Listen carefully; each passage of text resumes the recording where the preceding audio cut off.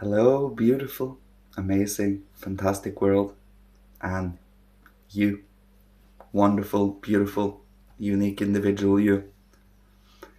Today, I would like to speak about your creative imagination, of course, rooted and anchored in reality, keeps your inner being alive and in movement and infused with healing divine powers. If you direct your intention towards healing and towards helping and inspiring, you will always, have help and be guided and inspired to do the right thing, especially in difficult times, in times where one otherwise should maybe have a little faith, love, and hope. Sometimes difficult times is gone through so that you can have inner strength to go through and to help others in later times. And also remember that we come from many lifetimes and are to experience many more lifetimes. So what we do absorb and learn now is but one out of many incarnations. But being creative and having imagination in this incarnation, in awakeness, in consciousness, in freedom, using it to enliven the world, spiritualizing the world, which otherwise is empty. It is not really empty, but through the human being, through our inner faculties, it is absolutely not empty. With our imagination and being inspired by the forces we are truly striving and seeking to be able to perceive and to meet again. It takes time and it requires us to show them that we have the dedication to every day keep on going, keep on becoming better in whatever our endeavor is, truly. If you infuse it with spiritual gratitude and activity, anything can be spiritual. So to find out for yourself your imagination and how you can enliven it, directing it towards what truly is real, but having a little trust in when you experience something, it is real. But is it of a good nature? Is it of a truthful nature that is concrete, that can truly be understood? Or is it an abstract type of imagination? You know, Lucifer loves abstractions.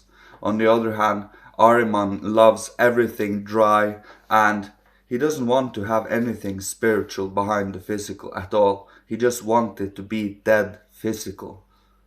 But to truly enliven, to spiritualize, bring up the truly divine in everything. Now that is something we need to do consciously.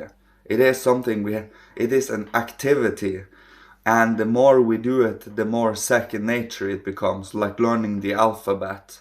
And one also has to be accepted in a sense. You have to earn your place, earn your way into the hierarchy again, into their inspiration, to their guidance. They are always guiding us, but into the consciousness of it, because it is in a higher and a much more different consciousness than our everyday, day-to-day normal consciousness. It is in combination with imagination.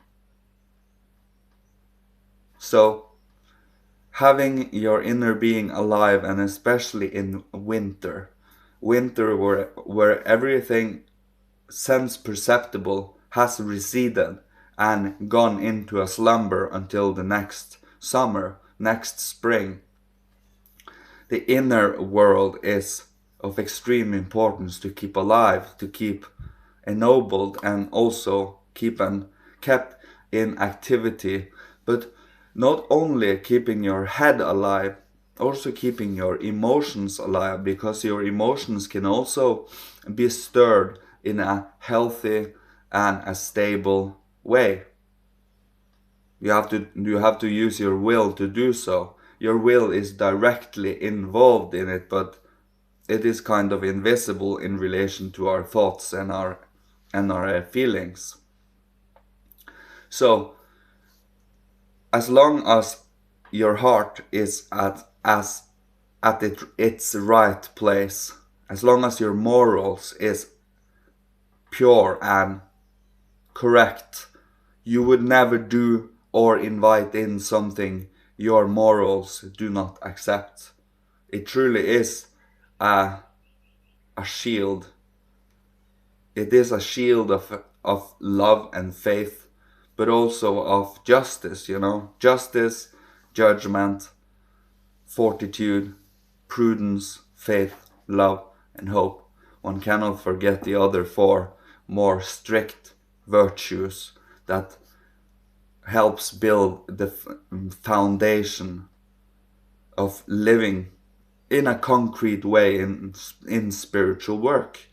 Spiritual work cannot just be dancing around in the woods, being ignorant to everything happening around us. And on the other hand, we cannot be distracted by the world's many glittering and bewitching material gratifications. It is that, yes, it is okay to enjoy life, be grateful for life, and give the proper thanks to the right place. Then it is of course okay to enjoy life. On the other hand, to be a little serious about the work you do, the spiritual work, and having a certain strong and strict and disciplined side to you too.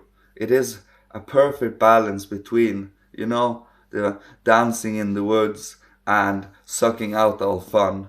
You need to suck out a little fun to hold the discipline, but you, you don't go overboard with anything. Everything is in balance. The balance between the soft and the hard, more or less, the gooey and the prickly, as Alan Watts called it.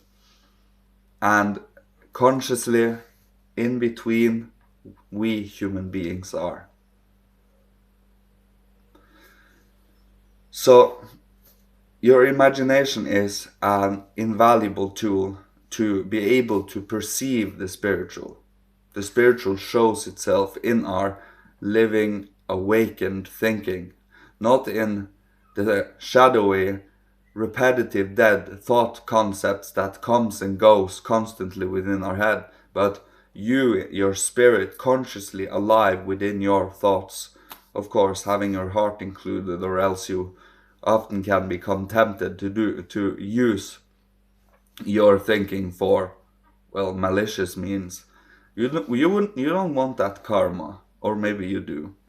We are not here to discuss that today, but with your living imagination inspired by heart, inspired by the higher realms, morals, the Christ, you truly come alive again, seeing the world in a wondrous way, being able to handle difficult and struggling situations and experiences in a much more graceful way and in a courageous way when it truly is asked of you, asked of us in general.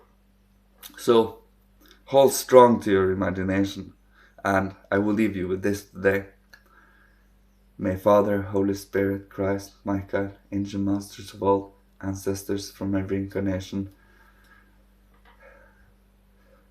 seraphim, cherubim, thrones, Kyriadetes, dynamis, exousiae, archai, archangels, and angels, bless, protect, guide, and love you on your amazing, unique, beautiful, and wonderful path.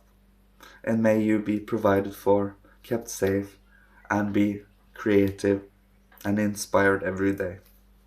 Thank you so much. Love you. Goodbye.